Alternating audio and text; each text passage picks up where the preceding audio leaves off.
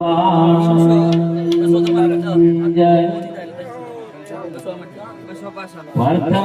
પેલા કોને સમજીએ અને કોના લઈના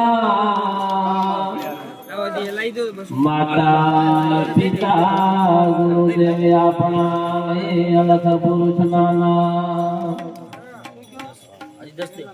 સરસ્વતી માધુર દીજીએ અને ગણપતિ દીજીએ જ્ઞાન બજરંગી મહાગણપતિ સદગુરુ દીજીએ મુબારક ગુરુ કૃપાળો અને તમે ગુણના તારણહાર ઊંચી બતાવી ભજન સણી ઉતારા ભવદલ રબારી જાતિ કુળની નામ છે કુંભારા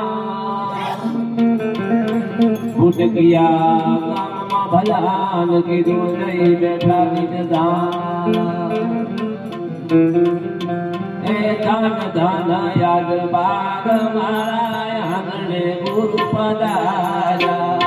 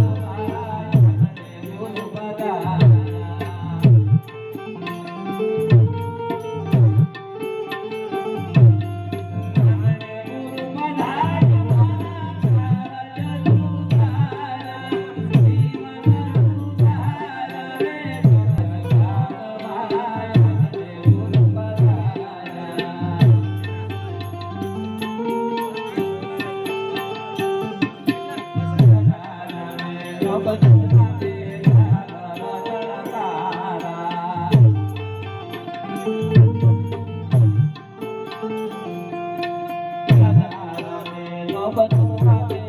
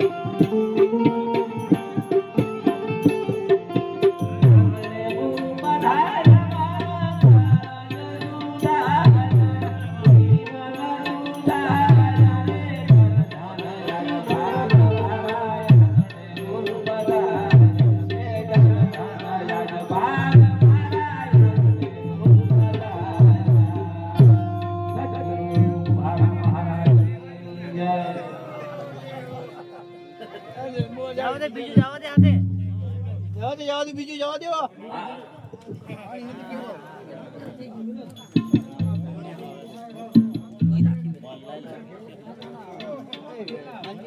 સદગુરુ ભગવાનની જય રામ ને ભજવા હોય તો યાદ બદલો કાલની કોઈને ખબર નથી રામ ને ભજવા હોય તો યાદ બદલો કાલની કોઈને ખબર નથી જન ન્યાય કલા જવાના જન ન્યાય કલા જવાના અમર કોઈ રહેવાના નથી માટે રામ ને ભજવા હોય તો યાદ બદલો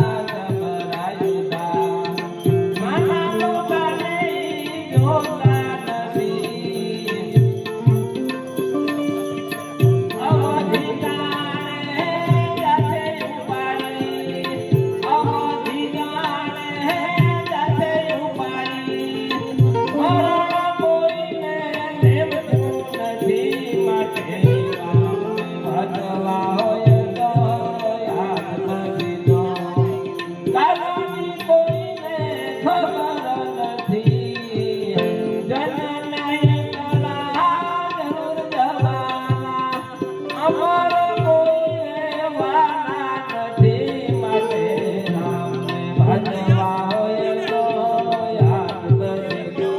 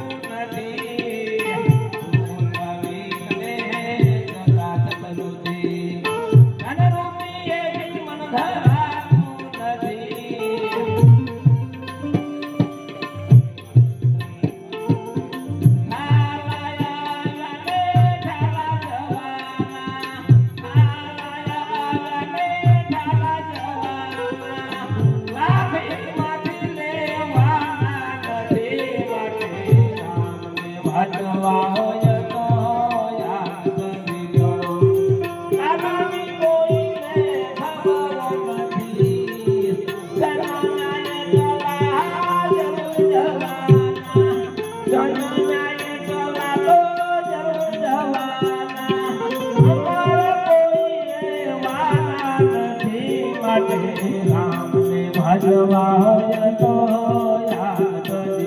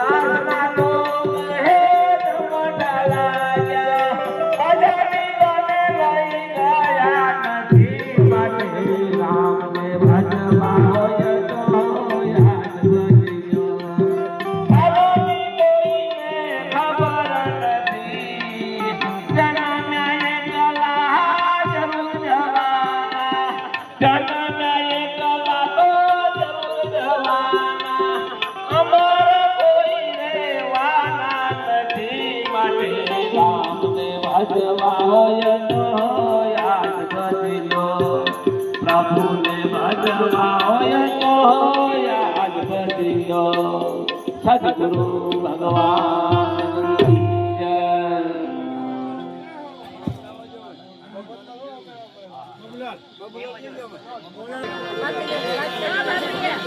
જય શ્રી રાતનો બીજો પોર શરૂ થઈ ગયો તો થોડી વાર આપણે શાંતિ જાળવી આટલી વાર આનંદ કર્યો છે ભજનનો વાણીનો જે આપણે મેળવ્યો છે આ સમય હવે ભજનનો છે ભજનનો પોતાના માટે સમરણનો તો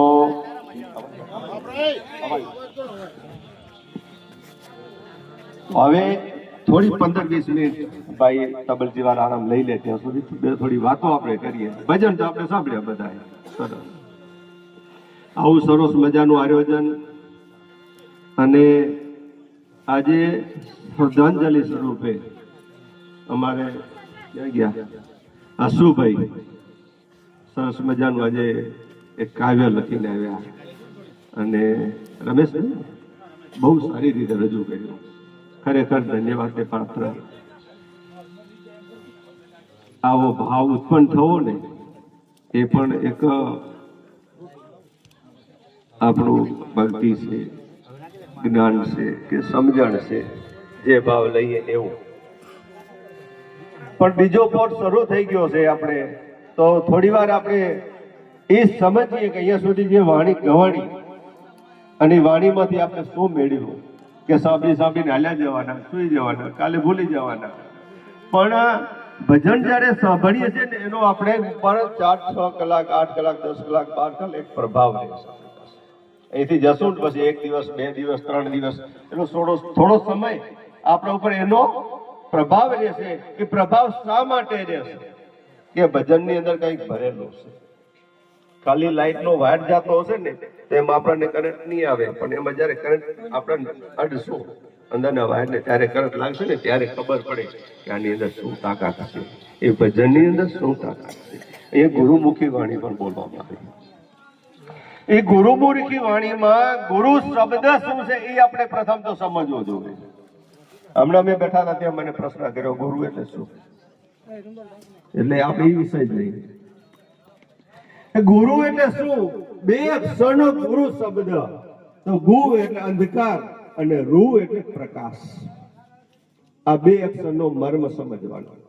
ગુ એટલે અંધકાર અને રૂ એટલે પ્રકાશ. અંધકાર તરફથી પ્રકાશ તરફ લઈ જાય ગુરુ. આપણે અજ્ઞાન અવસ્થામાં અંધકારમાં છીએ અને આપણને પ્રકાશ તરફ લઈ જાય ને એ ગુરુ છે. અંધકારમાંથી પ્રકાશ તરફ લઈ જાય એ ગુરુ. આ ગુરુ 2 અક્ષરનો આટલો મર્મ. પછી ગુરુની વ્યાખ્યા તો કોઈ આપણે કરી શકતા જ નથી.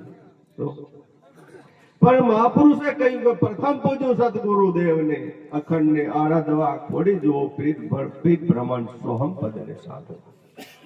તો પ્રથમ કોનું આરાધન કરો? ગુરુદેવનું. શું કામ? કે પહેલા ગુરુ માતા પિતા. પહેલા ગુરુ માત પિતા, રક્ત બિંદુ ના દાતા, દુજા ગુરુ જન્મ કે હૃદય ન્યારા કિયા ઉદર સે છોડાય. ત્રીજા ગુરુ જેને દરિયા નામ લઈ પુકારે સગડા ગામ. ચોથા ગુરુ જેને વિદ્યા પડાઈ જીનસે જગત વ્યવહાર ચલાય. પાંચમા ગુરુએ માળા તિલક દીધા, રામકૃષ્ણના સ્મરણ કીધા. છઠ્ઠા ગુરુએ બ્રહ્મગંડ બાંધ્યા, સબજી છોડાઈ એક રંગ લાગ્યા.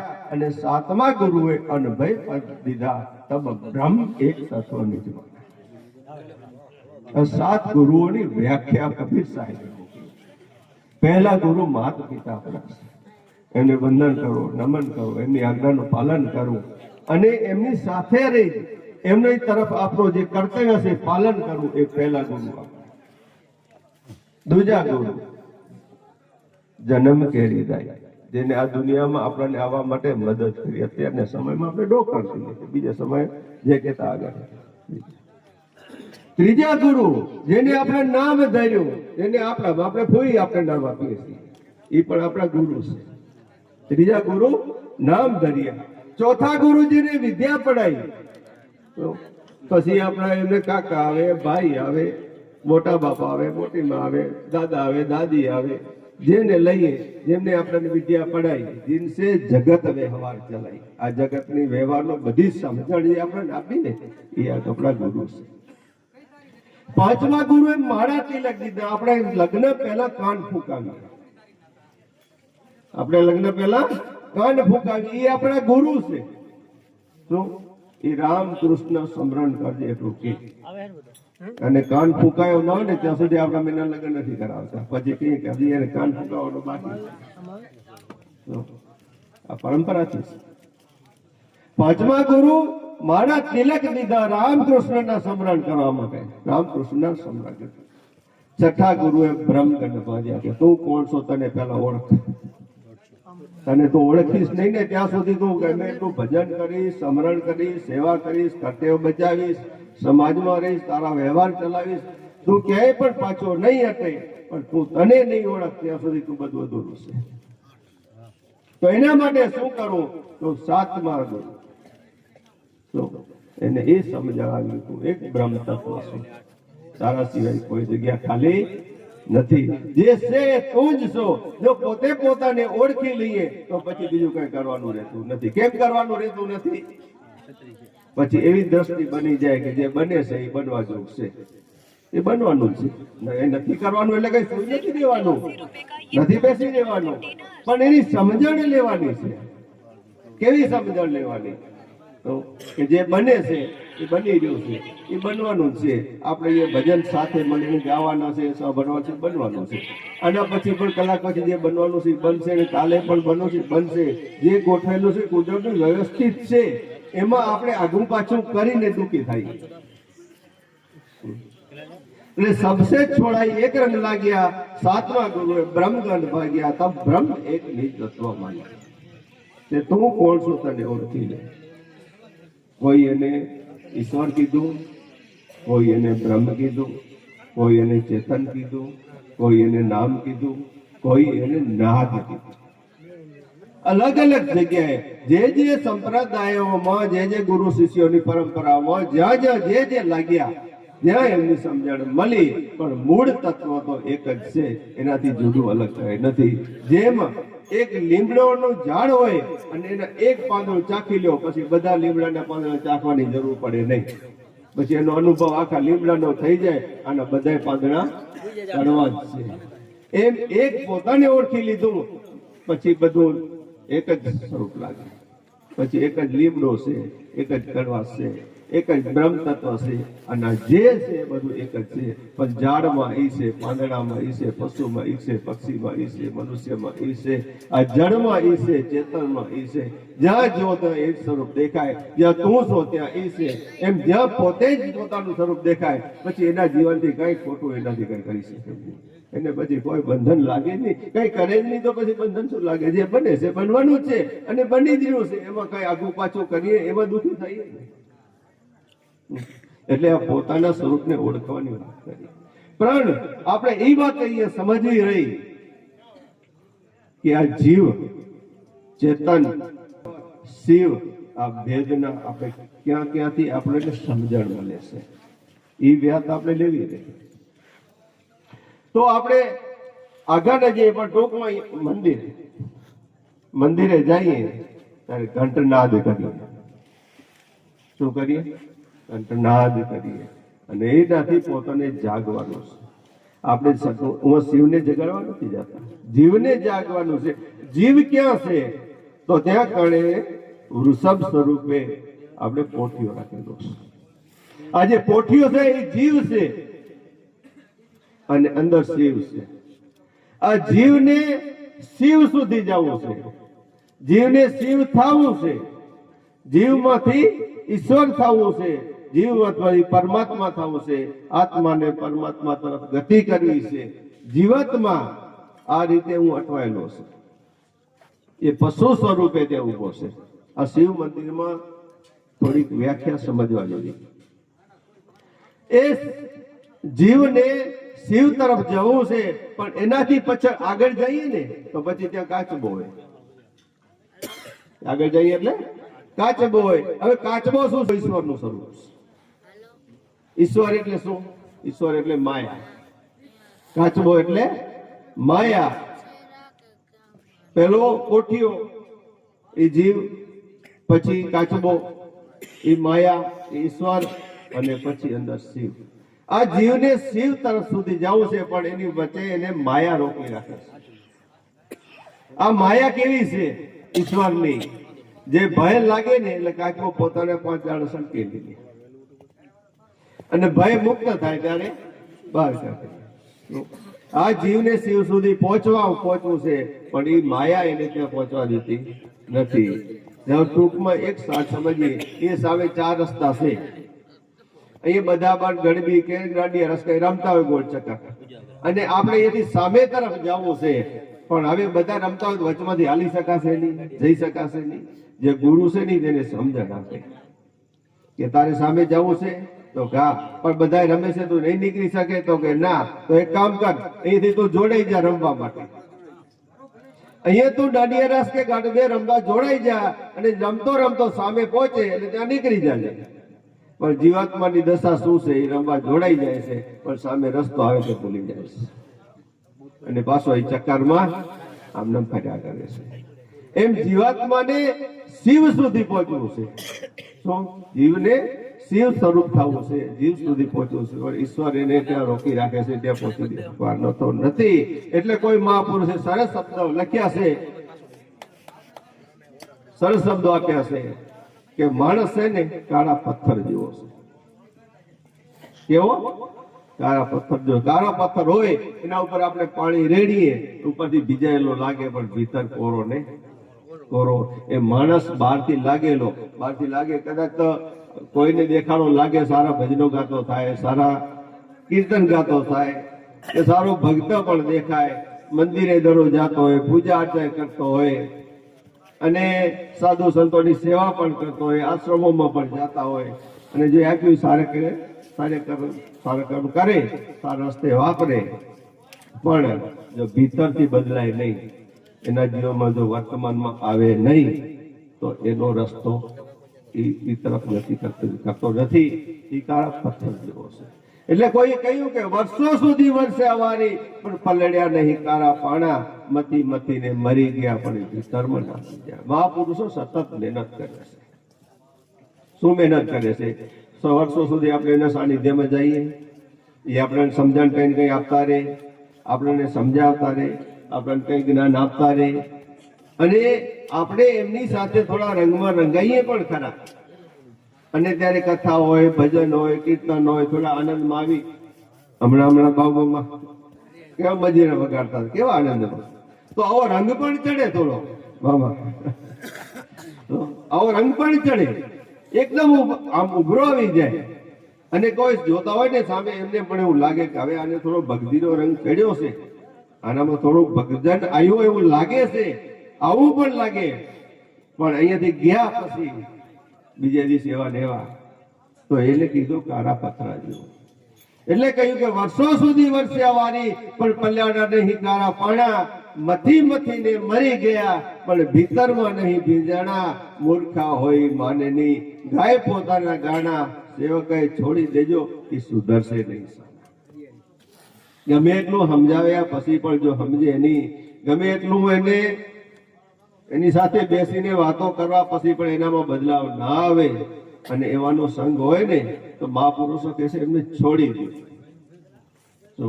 કારણ કે એના સંગમાં તમારો આપણો રંગ પણ એના જેવો લાગશે. એટલે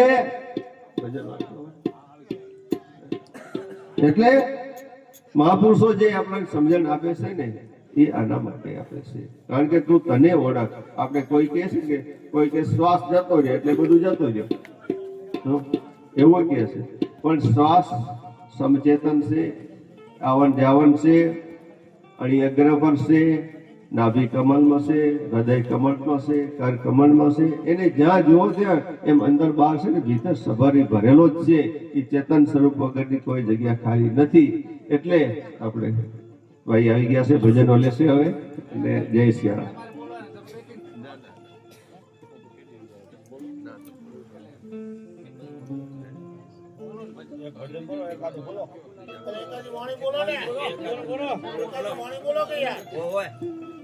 મોહનભાઈ એકાદી વાણી સંભળાવો યાર. થઈ ગયું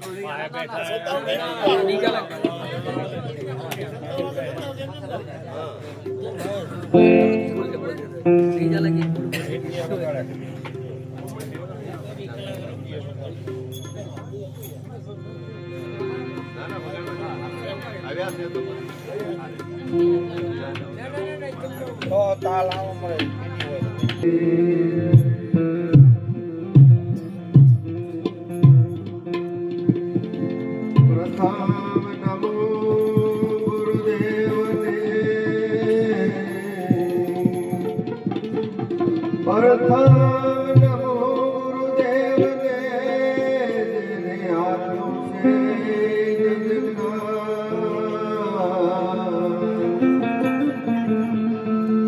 જ્ઞાનથી ગોવિંદને ઓળખો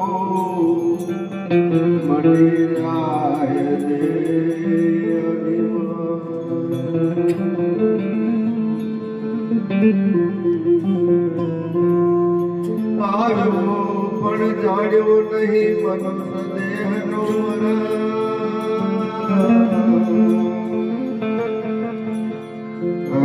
કુળ કપટમાં કારણમાં ખોટી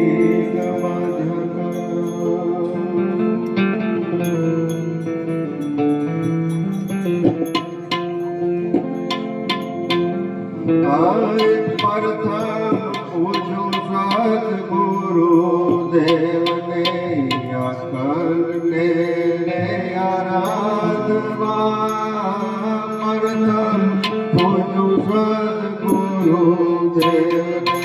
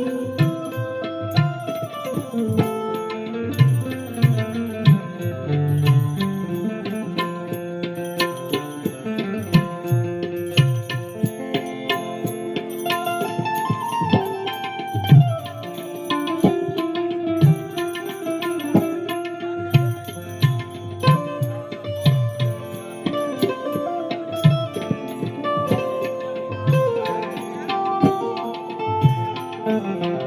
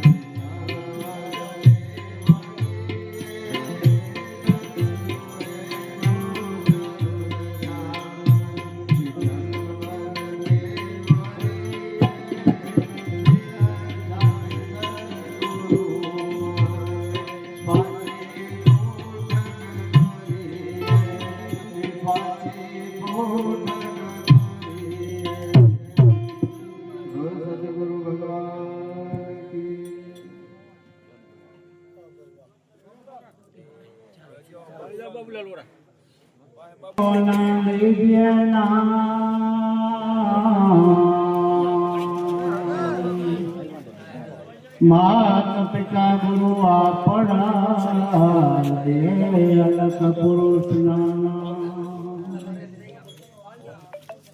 નામ દયાને ધબલયા સકલ શાસ્ત્ર ભે વિના નામ નર નર કે ગયા પર ચારો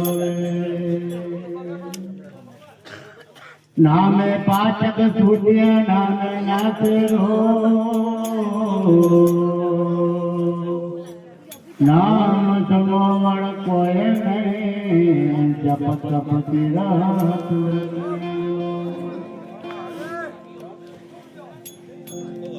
સત્ય રે વચના તું ભારી રે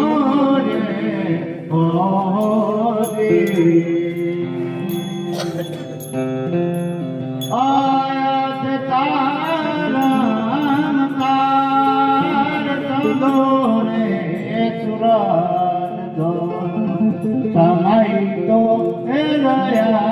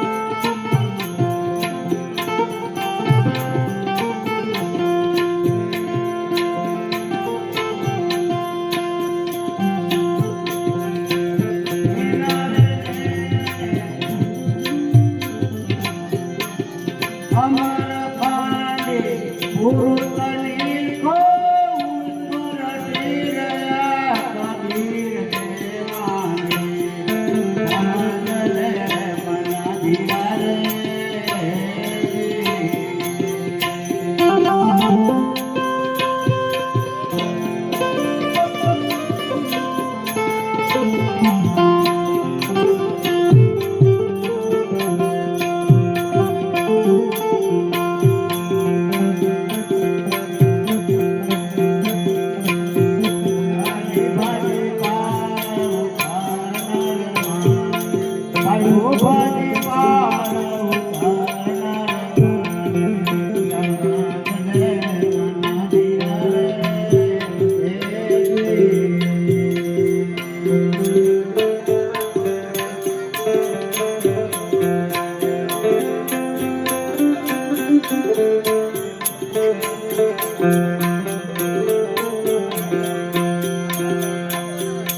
બોલો કૃષ્ણ કનૈયા